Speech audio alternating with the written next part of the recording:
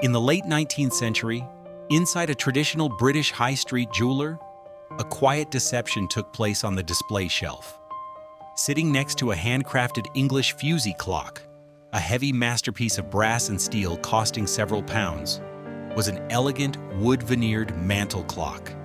It featured the classic lines of Edwardian architecture. It looked exactly like British heritage, but it cost only a few shillings. Inside that handsome wooden case was not English craftsmanship, but a cheap, mass-produced, stamped brass movement from the Ingraham Company of Bristol, Connecticut. Ingraham realized that to conquer the British market, an American machine needed to wear a British mask. The factory pumped out millions of these industrial movements, hiding their disposable nature behind carefully designed architectural veneers. The disguise worked flawlessly. Working-class British families eagerly brought these clocks into their sitting rooms, bypassing local clockmakers entirely. The paradox is that a nation historically obsessed with honest mechanical engineering was conquered by a simple aesthetic illusion. But the real story of Ingraham in Britain is not just about a clever wooden disguise.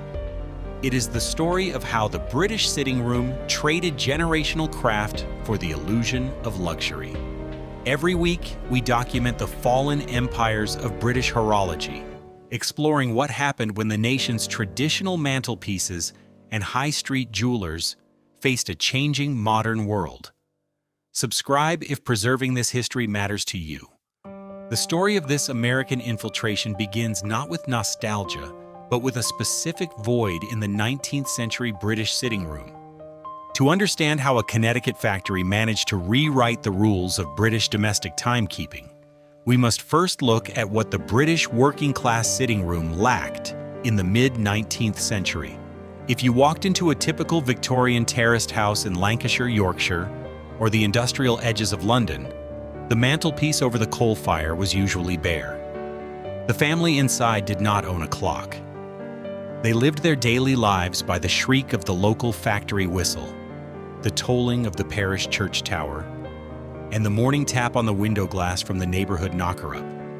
Time was an external force, dictated by employers and institutions. Britain, at this point, possessed the greatest and most prestigious horological industry in the world. The clockmakers and watchmakers of Clerkenwell in London and the manufacturing hubs of Coventry and Prescott produced undisputed masterpieces of mechanical engineering. But their dominance was entirely built upon the domestic workshop system. A traditional English fusee wall clock, a heavy, spring-driven instrument using a cone-shaped pulley to deliver perfectly steady power as the spring unwound, was prohibitively expensive. A proper English bracket clock, a spring-driven clock designed for a shelf or sideboard housed in solid mahogany or oak with thick brass plates and hand-cut steel pinions, could cost a skilled laborer a month's wages or more. Timekeeping was a privilege of the wealthy, guarded by a system that refused to compromise on generational quality and therefore could never compromise on price. The British clockmaker built machines meant to be inherited. They did not build for the masses. This vast absence of affordable, domestic time created a vacuum. The first profound shock to the British system had come slightly earlier, when pioneer American makers like Chauncey Jerome began exporting simple, weight-driven clocks to the British Isles. Jerome proved a terrifying new reality. By using stamped brass plates instead of cast brass and standardized machine-cut wheels instead of hand-finished gears, a clock could be manufactured in Connecticut, shipped across the Atlantic Ocean, and sold in Britain for a fraction of the cost of a domestic timepiece. However, these early American imports, while revolutionary in their cheapness, had a distinct commercial limitation on the British high street. They looked unmistakably American. Their stark, rectangular OG cases did not blend naturally with the traditional heavy tastes of the British homeowner. The British public, even the emerging middle and working classes, had a deep-seated reverence for the aesthetic of the traditional local cabinet maker and the high street jeweler. A clock was not merely a machine that displayed the hour. It was the visual and psychological focal point of the sitting room. It needed to project an aura of permanence, respectability, and heritage. A cheap rectangular box of imported pine did not fulfill that psychological need. The American movement had proven it was cheap enough to buy, but it had not yet proven it was elegant enough to display with pride on a British hearth. This is exactly where the Ingraham Company of Bristol, Connecticut, changed the nature of the British market forever. Founded by Elias Ingraham, a man who was an accomplished cabinet maker and case designer before he was a clock manufacturer, the company understood something fundamental about international consumer psychology. Ingraham realized that the secret to conquering the British sitting room was not merely about engineering a cheaper movement, it was about mastering the disguise. Ingraham shifted the factory's focus toward designing clock cases that specifically mimicked the architectural styles favored by the British public. Instead of stark boxes, the factory began producing mantel clocks with graceful arches, intricate side moldings, and, most importantly, rich wood veneers. Wood veneer, a very thin slice of highly polished, expensive-looking wood glued seamlessly over a cheaper pine or composite base, allowed an Ingraham clock to look remarkably like a solid mahogany or walnut English antique. Inside this beautiful, traditional-looking shell, the factory installed a cheap, mass-produced, 8-day stamped brass movement. They utilized a simple, powerful coiled mainspring, a strip of metal that stores energy when wound with a key, allowing the clock to run for a week without the need for the heavy weights or long pendulums that defined older English hallway clocks. By the late 19th and early 20th centuries, this strategy of aesthetic infiltration was executed on a massive scale. Millions of crates bearing the Ingraham name arrived at the shipping docks of Liverpool and London. Crucially, these clocks did not travel to the traditional clockmakers' shops in Clerkenwell. They bypassed the old horological establishment entirely. Instead, they flooded into newly emerging department stores, local hardware merchants, and the rapidly expanding mail-order catalogs that were beginning to reach every rural village and industrial town in the British Isles. For the first time in British history, a working-class family could open a catalog, spend a few shillings, and place a handsome, polished wooden clock on their mantelpiece. The Clerkenwell traditionalists scoffed at the American imports. To a trained British clockmaker at a repair bench, the Ingraham movement was an industrial insult. The plates were stamped aggressively out of thin sheet brass, the wheels were not hand-polished, and the escapement, the mechanism that releases power one beat at a time and creates the tick, was loud, crude, but undeniably effective. The traditionalists assumed the British public would reject such compromised engineering once they realized what lay beneath the wood. They were completely wrong. The British public did not buy the engineering. They bought the illusion. They bought the dignity of a polished wooden case and the convenience of modern timekeeping. The brass movement had crossed the Atlantic, but to truly conquer the British mantelpiece, it needed to wear a British mask. The true breakthrough of the Ingraham Company in the United Kingdom did not rely on superior timekeeping. It relied entirely on a masterful understanding of visual dissonance and consumer aspiration. To comprehend why millions of British buyers abandoned their local clockmakers in favor of these imported American machines, one must examine the stark contrast between the exterior illusion and the internal reality of an Ingraham mantel clock. When a British family walked into a newly established high street department store or opened a mail-order catalog at the turn of the 20th century, they were presented with a timepiece that looked thoroughly, reassuringly British. Ingraham had closely studied the architectural trends of the Edwardian era. The factory in Connecticut produced clock cases featuring the same heavy arches, fluted columns, and decorative plinths found on the red brick facades and carved wooden fireplaces of the British suburbs. The secret weapon in this aesthetic invasion was wood veneer. Instead of using solid mahogany, oak, or walnut, the expensive heavy timbers demanded by traditional Clerkenwell cabinet makers, Ingraham utilized a cheap, easily milled base of pine or composite wood. Over this base, they glued a paper-thin slice of highly polished premium wood veneer. A veneer is a decorative layer of fine timber applied to a lesser surface, designed to give the impression of solid luxury. Once polished and finished with decorative brass bezels around the dial, the clock projected an aura of immediate heritage. It looked perfectly at home on a traditional British mantelpiece. It looked exactly like a family heirloom. But the moment you opened the back door of the wooden case, the illusion vanished, revealing the brutal efficiency of American mass production. Inside sat the movement, the internal mechanism that makes a clock run. If this had been an English fusee wall clock, the movement would have featured thick, cast brass plates, painstakingly filed and fitted by hand. The pinions, the small toothed gears that drive the larger wheels, would have been individually cut from solid steel by a specialist in Lancashire and polished to minimize friction. The entire English movement was over-engineered, built to endure a century of continuous use and regular, careful servicing. The Ingraham movement, by contrast, was a triumph of disposable engineering. The plates were stamped aggressively out of thin sheet brass by massive industrial presses on the Connecticut factory floor. There was no hand filing, no individual polishing, and no bespoke fitting. The pinions were not cut from solid steel blocks. They were constructed using thin steel wires inserted into brass hubs, a cheap and highly efficient method known as lantern pinions. This approach required almost no highly skilled manual labor to assemble.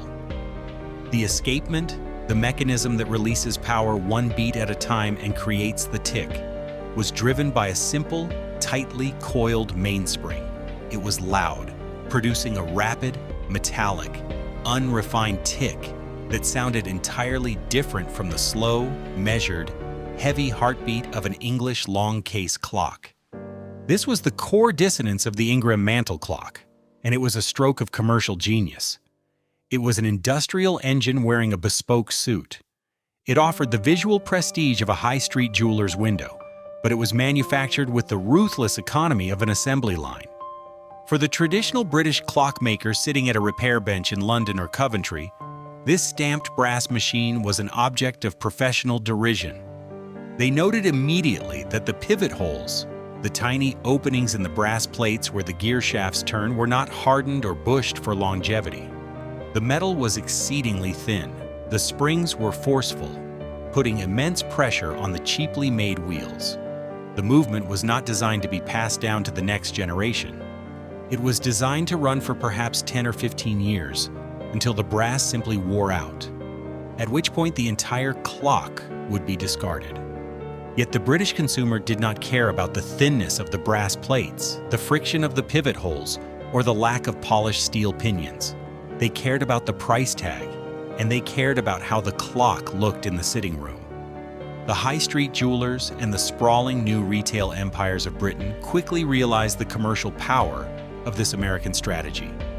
A traditional English bracket clock required a massive upfront investment from the retailer, tying up capital in a single, expensive item that might sit in the window for months waiting for a wealthy buyer.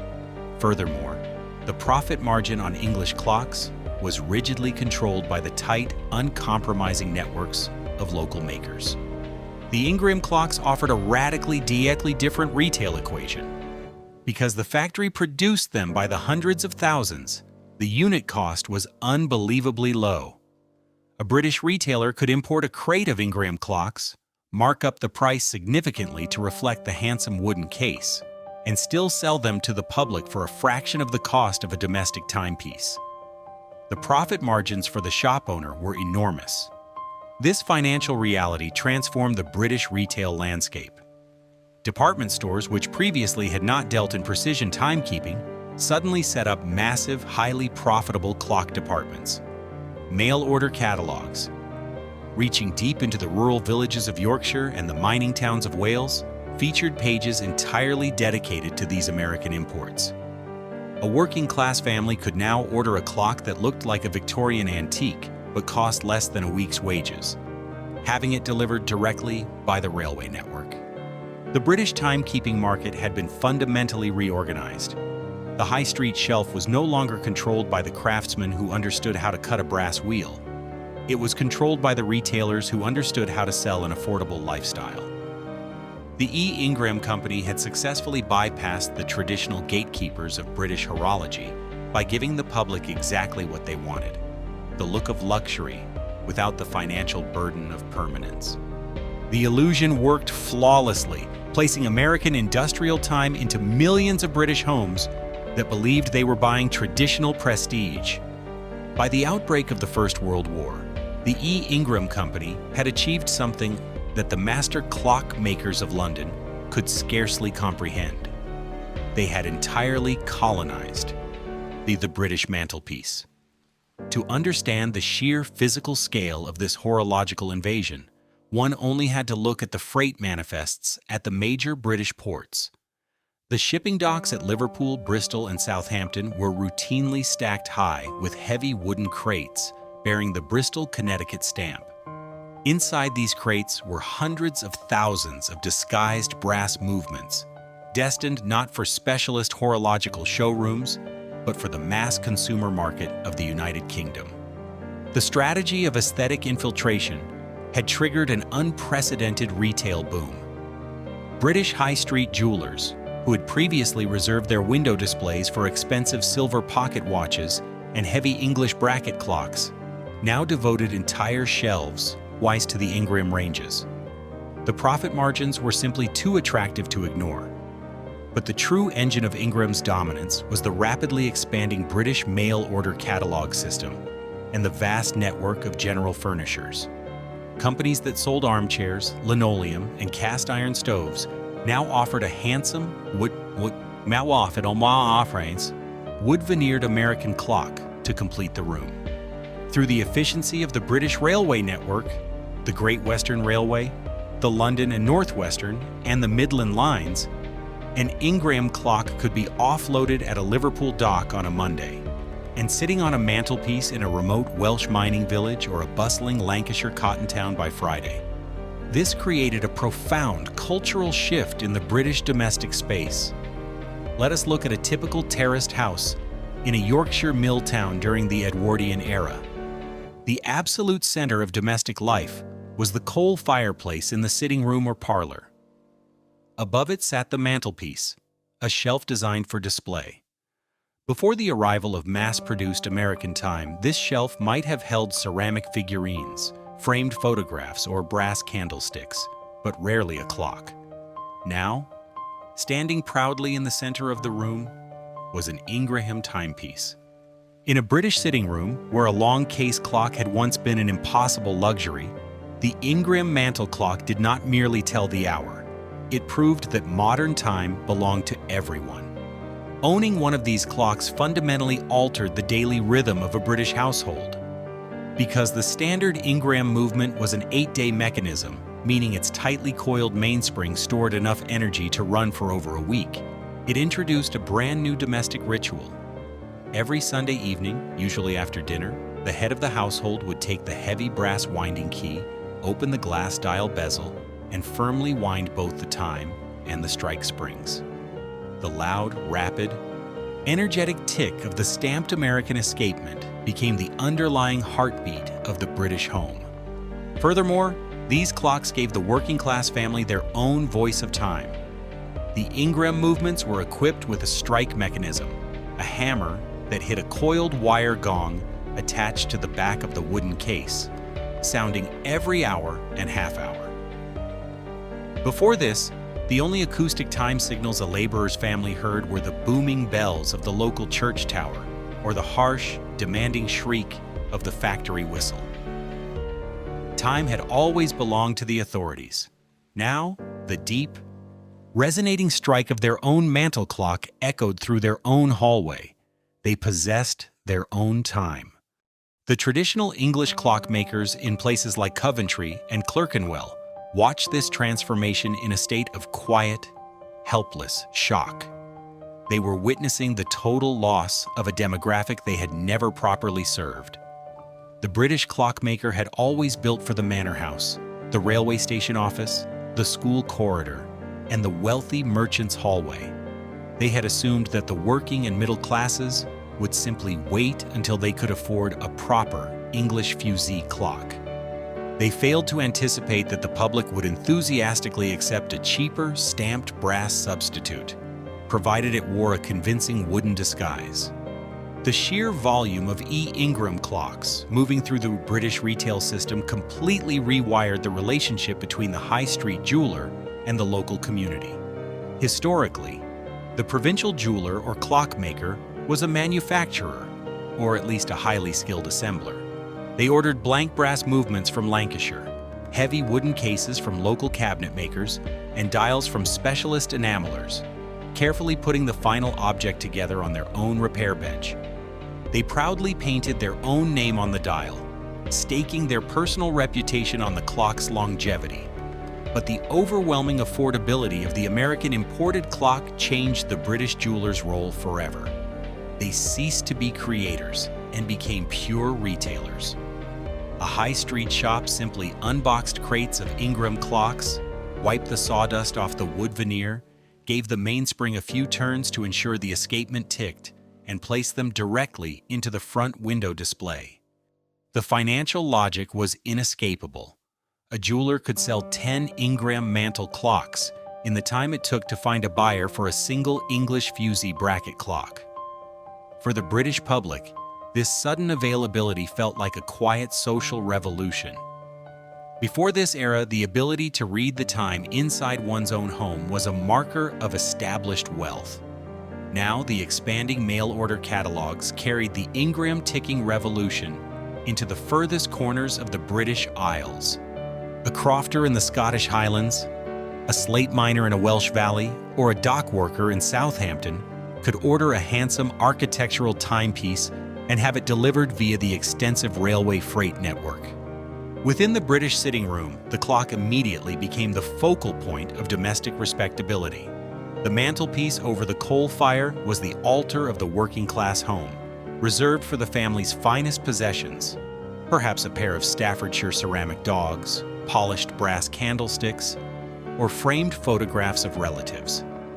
Placing an Ingraham clock in the center of this display was a statement of arrival. It looked deeply traditional. The bold Roman numerals on the paper dial offered an air of institutional authority. The glass door, often decorated with reverse-painted gold stenciling, reflected the flickering light of the hearth. The family did not know they were looking at mass-produced Connecticut pine and stamped industrial brass. They believed they were looking at British heritage. This visual dominance resulted in the complete structural destruction of any domestic British workshop attempting to serve the broader household market.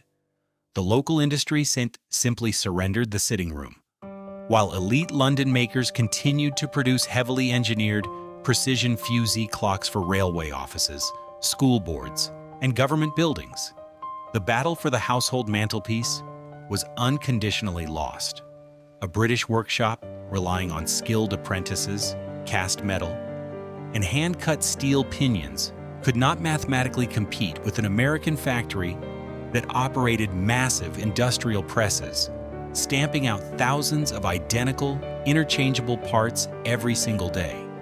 The British horological establishment had assumed that superior mechanical quality would always defend its own market. They were wrong. The public did not demand a clock that would last a century. They demanded a clock they could afford on a Friday pay packet. By perfectly disguising a cheap industrial engine inside a highly polished, traditional-looking wooden shell, the Ingraham Company conquered the nation's households. The British market had been entirely won, filled with millions of ticking American illusions. But the true cost of this cheap time was waiting quietly inside the brass plates. The structural collapse of the Ingraham Company's dominance in the United Kingdom did not begin with a factory closure in Connecticut, nor did it begin with a sudden shift in international trade tariffs. It began quietly, on a wooden repair bench in the dusty backroom of a British high street jeweler. To understand the downfall of the American mass-market clock in Britain, we must look at the small, inevitable cracks that appeared when the illusion of luxury finally met the reality of mechanical wear. Imagine a customer walking into a traditional clockmaker's shop in a provincial town like Leicester or York in the late 1920s or 1930s. Under their arm is an Ingraham mantel clock. The wood veneer still gleams, and the architectural moldings still look perfectly suited to an Edwardian fireplace, but the hands are frozen. Inside the brass movement, the tightly coiled mainspring, the vital strip of steel that powers the entire gear train, has snapped with a violent release of tension.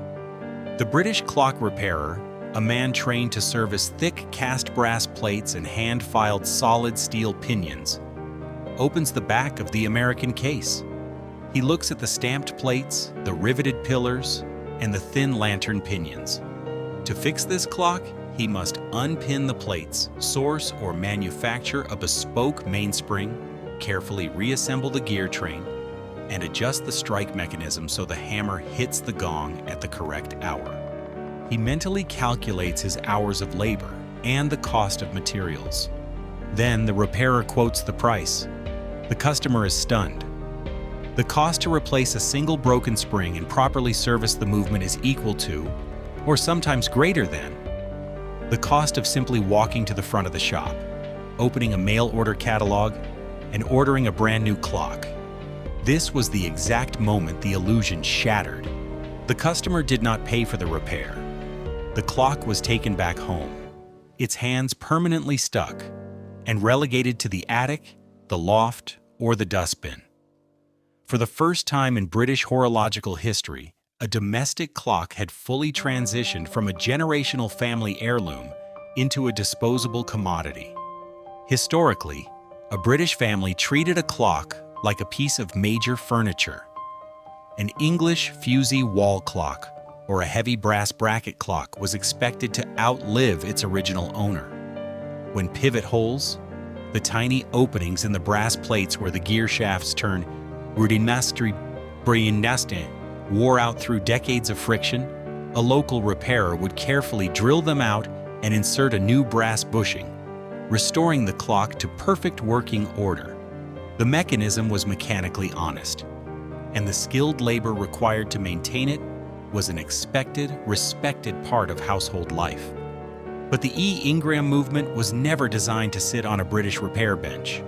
The stamped brass plates were entirely too thin to easily accept a brass bushing. The friction generated by the powerful, tightly wound springs meant that the pivot holes wore into oval shapes incredibly rapidly, causing the gear train to lean, grind, and eventually seize. The metal itself was physically exhausted. It was a machine built for a specific, calculated, limited lifespan, deliberately disguised inside a wooden case that was built to look like eternity. Furthermore, the physical environment of the British sitting room actively accelerated this destruction. The typical Victorian or Edwardian home was heated by an open coal fire. The air inside the room was frequently thick with fine coal dust and soot. In a traditional, heavily encased English clock, the thick brass plates and carefully sealed wooden doors offered substantial protection. But the Ingraham clocks, with their lightly constructed cases and wide mechanical tolerances, allowed the abrasive dust to infiltrate the gear train. The soot mixed with the factory oil on the pivots, creating a highly effective grinding paste. Every rapid metallic tick of the American escapement wore the thin stamped brass away just a little faster. The traditional British repair trade found itself completely overwhelmed by an influx of these cheap, failing movements. A skilled horologist could not reduce their hourly labor rate to match the ruthless mass production economics of a Connecticut stamping press. The entire system of British repair, based on bespoke craftsmanship, local trust, and long-term maintenance, was economically incompatible with American industrial time. The high street jeweler, who had reluctantly stocked these clocks to stay financially afloat during the retail boom, now faced the awkward task of explaining to their local community why the beautiful wooden clock they had sold them a decade ago was now economic rubbish. The sprawling mail-order catalogs and new department stores, however, did not care. They did not employ repairers. When an Ingraham clock failed, the catalog offered no spare parts, no service network, and no guarantee of longevity. They simply offered a newer, slightly different model on the next page. As hundreds of thousands of these clocks seized up, a profound psychological shift occurred in the British sitting room.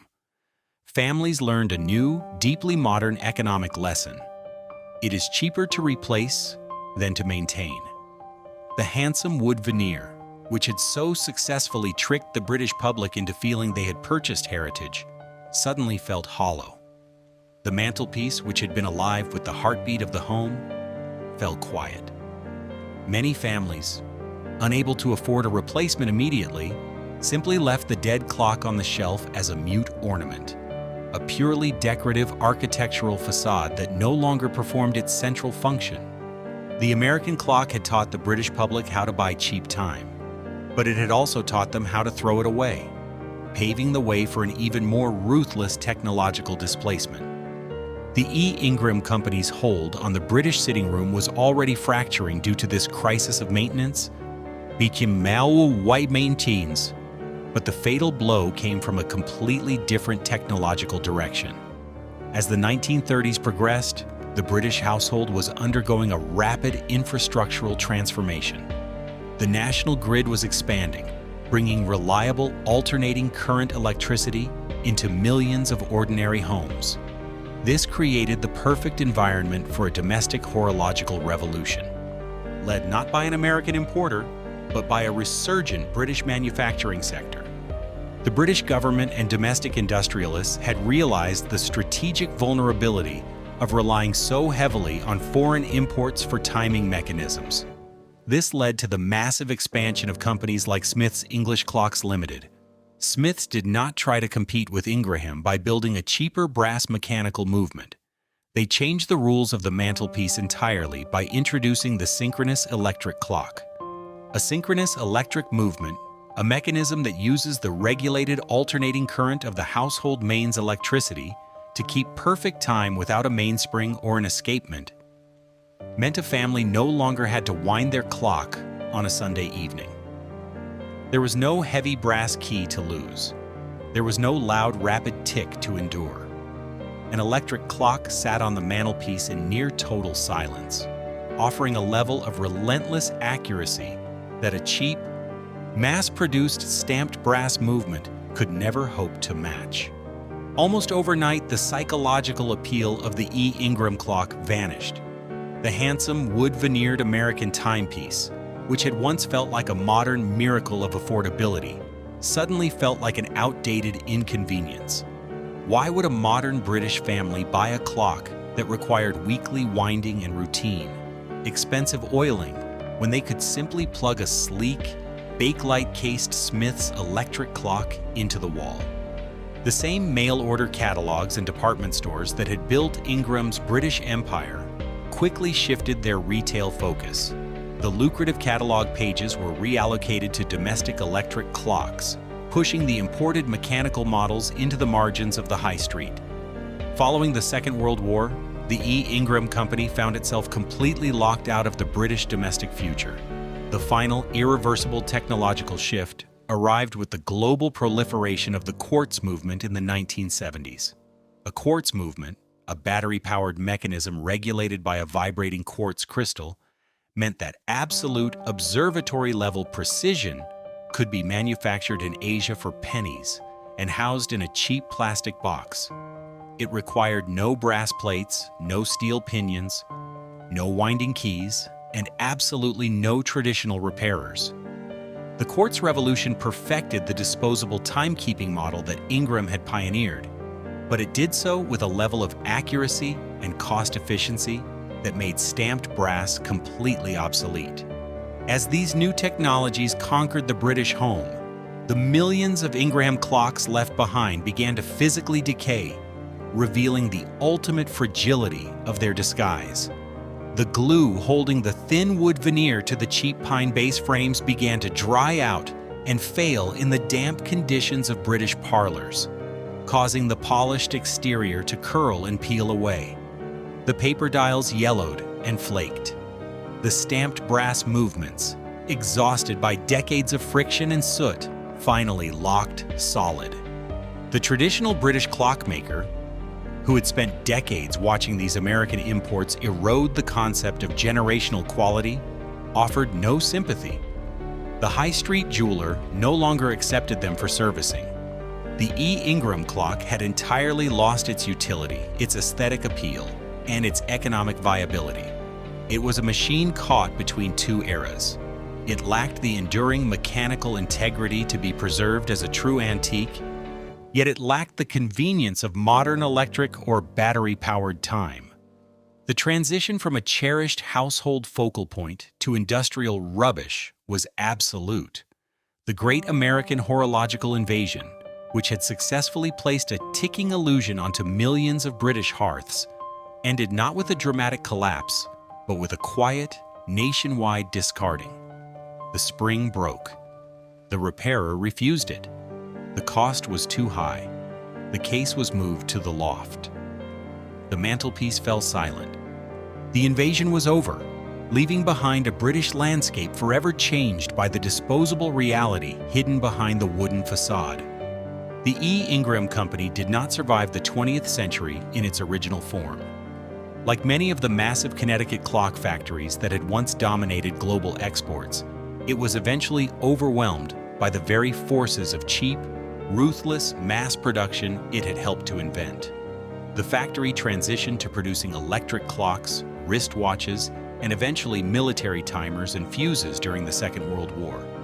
By the late 20th century, the original manufacturing entity had been entirely sold, absorbed by corporate conglomerates, and the Ingraham name was eventually relegated to a licensed trademark placed on cheap, imported battery clocks. But in the United Kingdom, the physical legacy of their great horological invasion remains profoundly, stubbornly visible. Walk into almost any provincial antique shop in a British market town today, browse a weekend car boot sale in the home counties, or scroll through the lower-priced lots of a regional auction house, and you will inevitably find them. They sit quietly on the lower shelves, wedged between faded ceramics and second-hand books. The wooden cases, once highly polished to look like fine Edwardian antiques, now show the harsh reality of their construction. The paper-thin wood veneer, the clever, calculated disguise that originally conquered the British sitting room, is often chipped or peeling severely at the corners, exposing the cheap pine or composite base underneath. The reverse-painted glass doors are frequently cracked, and the paper dials are heavily yellowed, the bold Roman numerals fading into obscurity. It is very easy for a modern horologist or a serious collector of British timepieces to dismiss these surviving Ingraham clocks as mere industrial rubbish.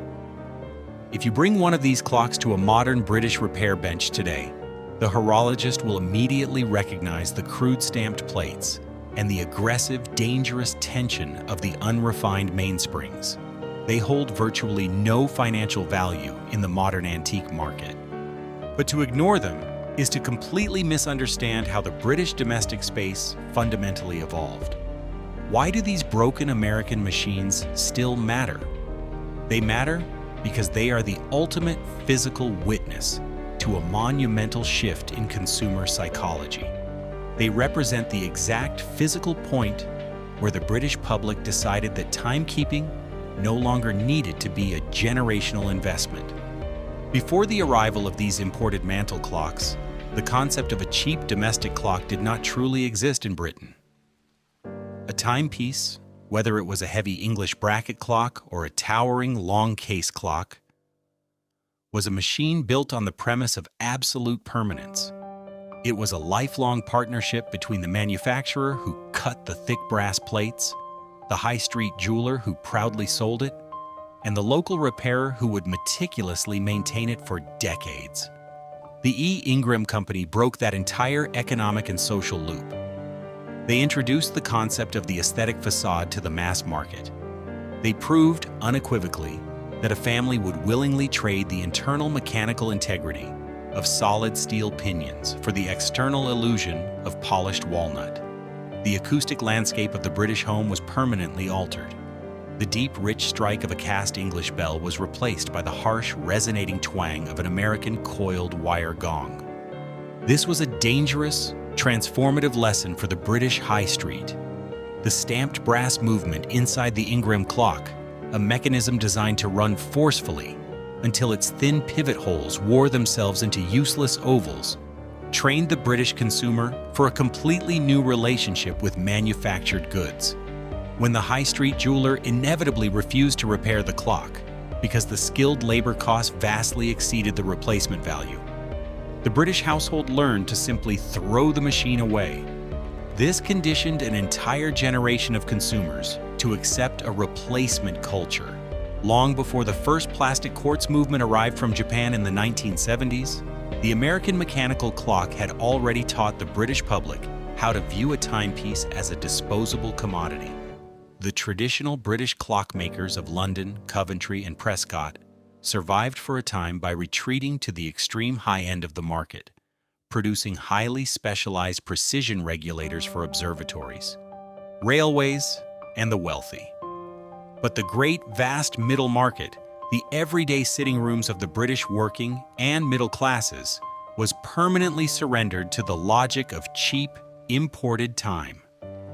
The Ingraham Company democratized the mantelpiece, giving millions of families their own independent clock. But they did so by completely separating the concept of a timepiece from the concept of local craftsmanship. Somewhere in a quiet, dimly lit antique shop in a British market town, an Ingraham mantel clock sits forgotten on a dusty top shelf. The thin decorative veneer is flaking away, and the brass bezel is deeply tarnished. Inside the case, hidden behind the architectural disguise, the stamped brass movement is completely seized. The mainspring snapped tight. The original factory oil turned to a hard, black resin. The heavy winding key is long lost. It looks exactly like a piece of traditional British heritage, but it will never tick again. Every week, we tell the stories of British clocks, watches, workshops, jewelers, and rooms that once taught the country how to live with time and what happened when the market moved on. Subscribe if that history matters to you. See you in the next video.